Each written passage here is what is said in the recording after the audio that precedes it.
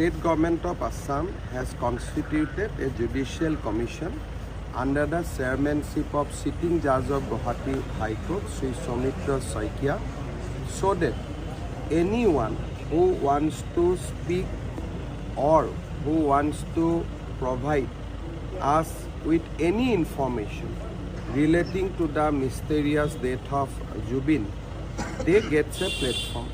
Also, the sitting judge will have an opportunity to oversee the CID proof. If it's kind of a body which will also take care of the proof.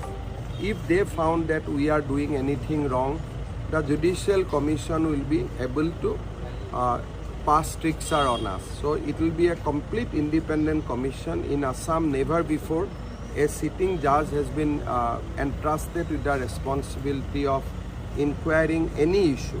So this is the first instance in the state of Assam, and I hope that we will be able to bring everything into the public domain once investigation is completed.